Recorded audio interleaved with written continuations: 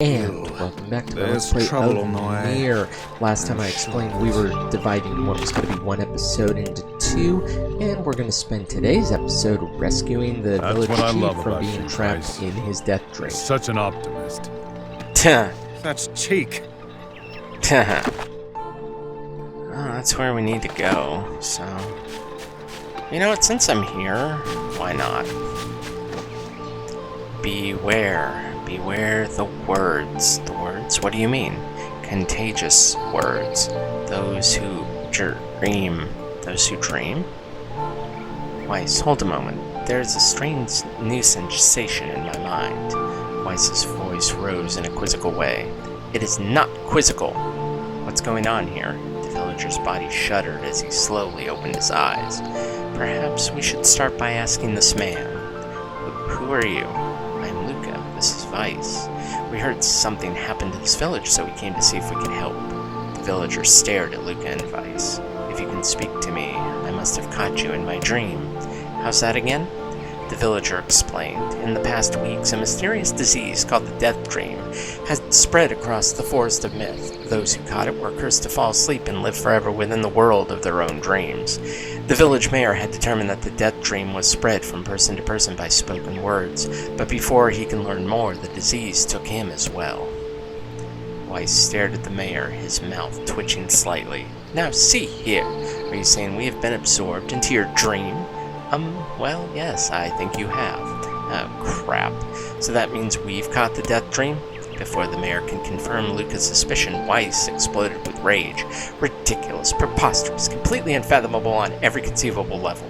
I don't even recall falling asleep. The mayor attempted to take Weiss's complaints in stride. That's just how the Death Dream works, he said, brushing aside the book's remarks. My remarks shall not be brushed aside, fool, and it would behoove you to remember that this world allows me to view all of its narration.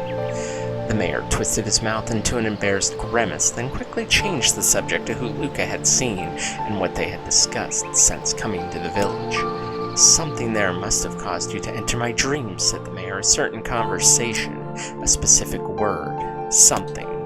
Luca and Weiss racked their brains, but could find no easy solutions. There were simply too many words to consider, too much random chatter, too many meaningless conversations. Grimoire Weiss does not engage in meaningless conversations. The mere suggestion that Weiss chose his words carelessly seemed to sting his pride. It does not seem to sting my pride, you bloated gas bag of a narrator. It has demolished it utterly. Irritated, Weiss looked skyward as if searching for answers in the heavens. I was doing no such thing. Just leave me alone already. The anger created by his harsh words bled over to Luca like a contagion. Wait, did someone just say contagion? Yes, I believe so. What of it? Well, that villager told us to watch out for contagious words, right? The mayor leaned forward with renewed interest, pushing a startled Weiss aside in the process. Well, he must have said something, right? Asked the mayor. Some specific combination of words? What was it? It was about dreaming or something that dreams, or what the hell was it? A sheep, cried Weiss, suddenly blurting out the first thing that popped into his head. The others stared at him for a moment before slowly shaking their heads. After a few more minutes of thought, Luca's face suddenly lit up. I remember, he said. Those who dream. That's what he said, I'm sure of it. At this, the mayor produced a thick sheet of papers from his pocket. He flipped through them a few times before finally nodding his approval at Luca. That sounds right, he said, as a stray sheet of paper fluttered to the ground. My notes also mentioned something about that. I bet it was the last thing you heard before you fell asleep. The mayor shook his head, his worn pencil stub tracing lines across a lone piece of paper. For the last month, I've done nothing but study the disease we call the Death Dream, he said. I mean, I'm the mayor, right? It's my job to protect people from whatever comes along, but I never expected a couple of outsiders to start entering people's dreams. The mayor paused, a grimace crossing his face. I should probably be taking notes or something. Weiss immediately fired back. I applaud the force of will it takes to research a disease in your dreams, he said, but perhaps we should bend your efforts to escape in this place instead of trying to understand it. The mayor's hand tightened around his pencil, snapping it off at the tip. I've tried to escape. From the very first moment I realized I was locked inside my own dream. I've been looking for a way out, but I don't think it exists.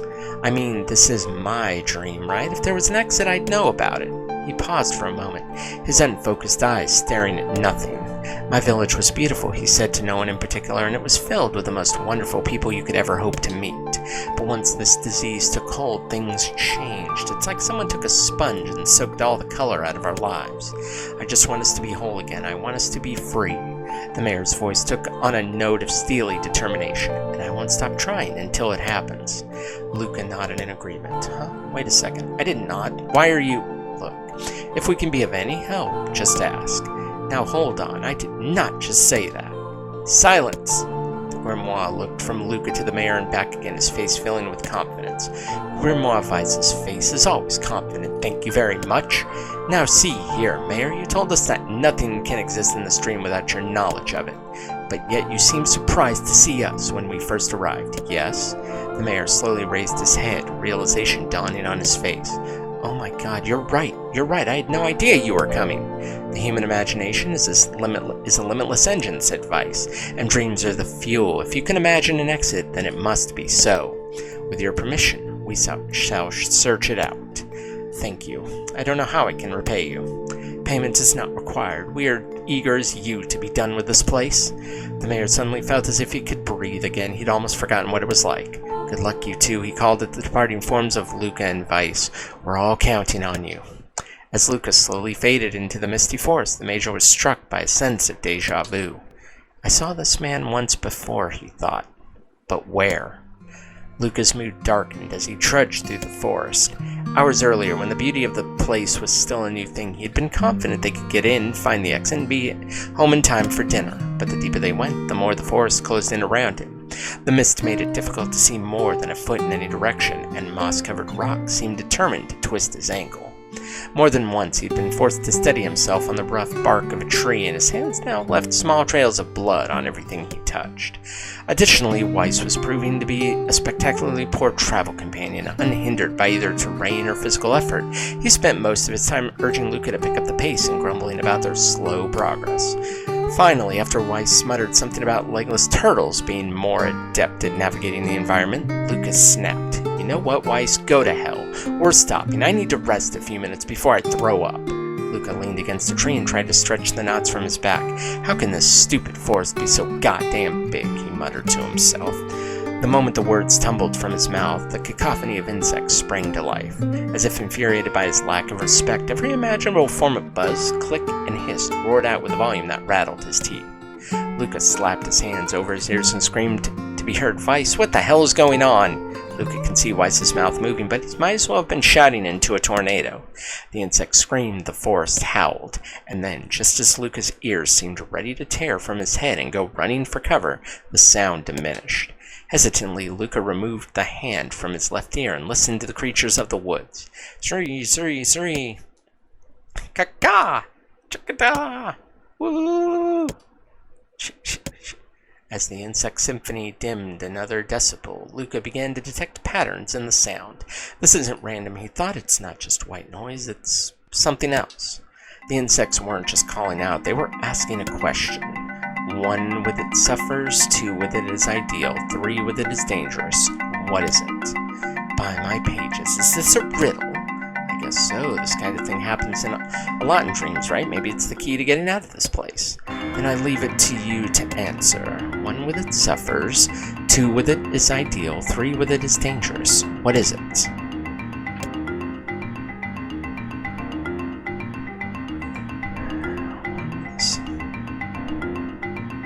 Secret. Inwardly furious that White left the task to him, Luca sighed and gave the only answer that made sense. It's a secret. Right? The sound of the insect stopped as suddenly as it began. The forest undergrowth parted before Luca like a rippling wave, opening a new path. The forest arthropods are making a road for us, said Weiss with glee. Pleased at passing the test, Luca moved on with new intensity. The path offered his body relief from the undergrowth, but it gave even greater cheer to his mind. As long as they were on a path, their journey had a purpose. I guess the forest has accepted us, huh? Said Luca after a bit. Weiss spun around to face his companion. Do not mistake the will of this forest for some happy pet you can suddenly befriend. We have no idea where this path leads. As Weiss finished speaking, the pair turned a corner and found themselves facing a clear forest spring. Smiling, Luca picked up a small rock and sent it skipping across the surface of the water. Good heavens! His surprise was understandable. Each time the rock struck the surface of the water, a musical note rang out. When the rock finally stopped moving and sank to the bottom of the spring, the ripples it left behind came together to form words. I enter through the window, but I break no glass. When night falls, I vanish. What am I? Absurdly easy, barked Vice. Now answer it. Luca grit his teeth and tried not to reach out and strangle his companion. He's right, after all, this one is pretty easy. I enter through the window, but I break no glass. When night falls, I vanish. What am I? Sunlight. A plume of water suddenly burst forth from the spring. Sunlight filtered through the trees and reflected off the plume, creating a shimmering rainbow that spanned the entire horizon. In all my years, I have never seen such a sight. Perhaps I have misunderstood the intentions of this place. Hey, look! Cried Luca, waking Vice from his daze. There's a house or something over there. Glancing in the direction of his friend's extended hand, Vice saw a small cottage nestled among the trees. That's weird, isn't it, Vice? I mean, who would build a house all the way out here? Luca walked over and pounded on the door. After a minute of solid banging, the door cracked open and a small man peered out. His body was cloaked from neck to toe in a large black cape, while his face was obscured by mist. Began Luca, but before he can get any further, a cloaked man held up a hand and began speaking. I have 4 legs in the morning, and 2 at noon, but I end the night with 3. What am I? Luca tried to ask the cloaked man who he was, and what he was doing there, but he simply repeated the question. If you wish to engage this man in conversation, said Vice, seems we must answer his riddle. Yeah, I suppose. Well, at least it's an easy one. I have 4 legs in the morning, and 2 at noon, but I end the night with 3. What am I?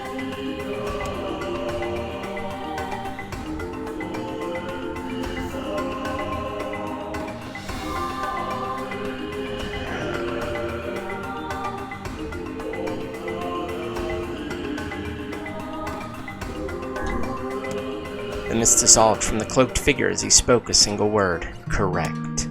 With that, the man flung his garment aside, revealing his true identity. You're the mayor! The small man slowly shook his head.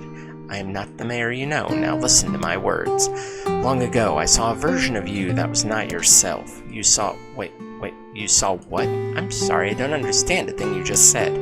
It will make sense in time. At present, I simply congratulate you on cracking the seal of the death dream. Now you must go to the man at the forest entrance. With that, the man turned on his heel and slammed the door behind him. As Luca watched, mist seeped up from the ground and enveloped the cottage, erasing it from existence. When Luca and Vice returned to the forest entrance, they found the mayor leaning against a tree. As soon as he caught sight of the duo, he sprang to his feet and scrambled over to them. Good gravy, you made it. You actually made it back. His left hand grasped Luca's and pumped it so fiercely it threatened to dislodge from the socket, while his right seized Vice by the cover and swung him through the air. God, by the heavens, stop shaking, you fool! We have not even told you if we were successful or not. The mayor smiled broadly and shook his head. I'm just happy that you're alive. I didn't think I'd ever see you again. Luca withdrew himself from the mayor's eager handshake with a slight smile. We broke the death dream seal, he said. At least I think we did. The mayor's face beamed as Luca filled him in on the details.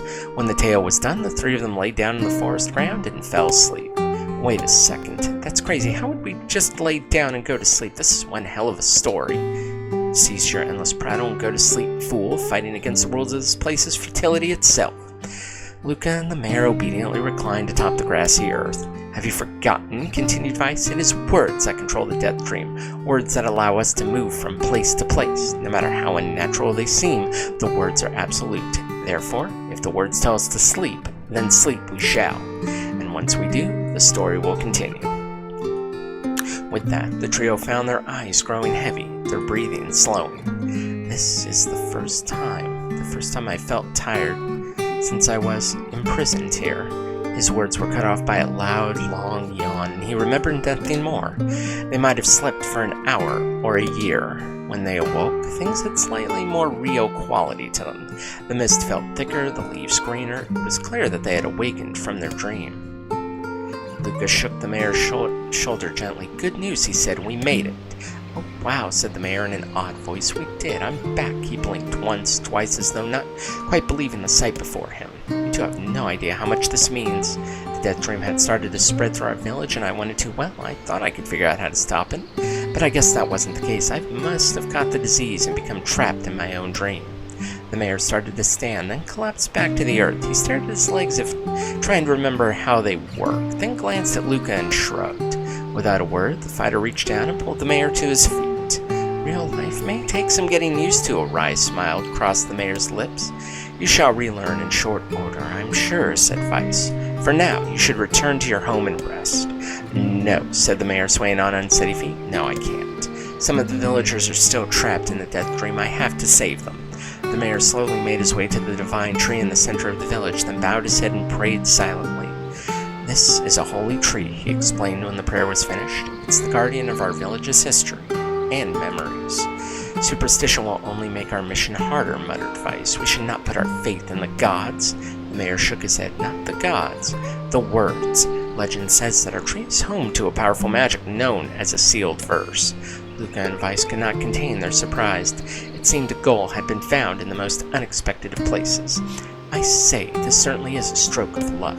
As the three of them said their goodbyes, Luca mentioned the strange man who had given them the third riddle and the mysterious words he had left them with. I once saw a version of you that was not yourself, muttered the mayor. What in the world? Lost in thought, he stared into space for a long moment.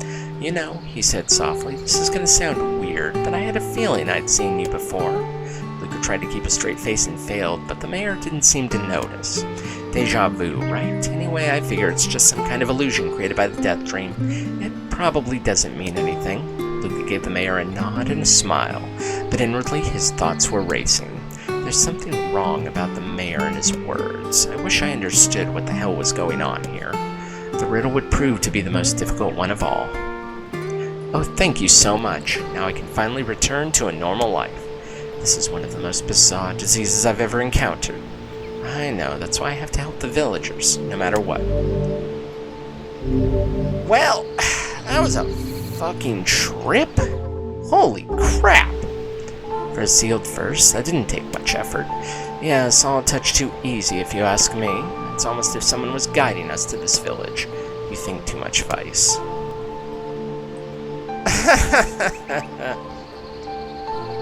Well, the one thing you figured out I'm going to do by now is I'm going to split this in half, because my god, that took like 20 minutes on its own just to get through the story. And an entire episode dedicated to that. That I knew we had, like, I knew there were cutscenes like that, but I didn't realize they'd be this early. But hey, we got that done. We saved the village, and we got another sealed verse. So good times, good times. But for now, what I can do is I can bring this one to a close for today. So in the meantime, though, if you liked what you saw, make sure you give this video a thumbs up, subscribe to the channel, and of course, as always, thanks for watching.